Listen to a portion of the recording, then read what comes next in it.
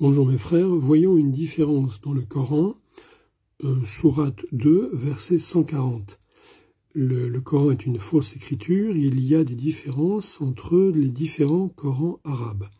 Donc là, on va examiner une différence pour le verset 140 entre Warsh et le Coran de Hafs.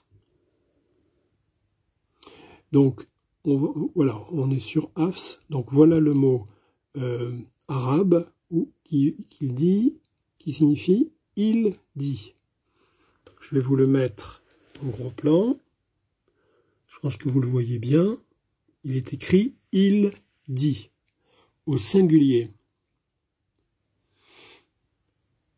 Maintenant, je vous montre le Coran de Warsh. C'est au pluriel.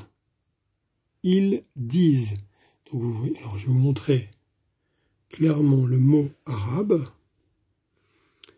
Voilà, vous pouvez vérifier dans vos Corans arabes. Donc, la traduction, c'est « Dites-vous que Abraham, Jacob », vous regarderez dans vos Corans, sourate 2, verset 140. Je tire ce slide, ce fichier de la chaîne Fender Film ou Cira, C-I-R-A, avec Al-Fadi, qui est un ancien musulman d'Arabie Saoudite, qui est devenu chrétien. Je crois qu'il est évangélique, j'en suis pas sûr. Jay Smith, lui, est évangélique, il est américain. Donc, voilà, et on a bien... Alors ils vont dire, ah bah oui, mais c'est la même idée.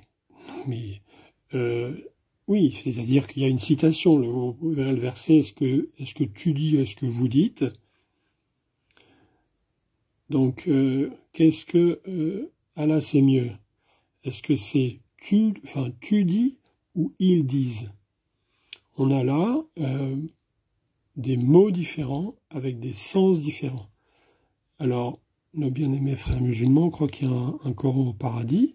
Alors, sur la table du paradis, c'est quel mot?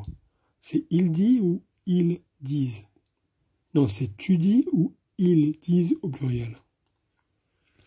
Finissons par une prière, mais je veux vous dire aussi que j'ai vu que Fender cite Bernie Power, le docteur Bernie Power, sur ces différences entre les différents Corans arabes, le Coran n'étant pas préservé.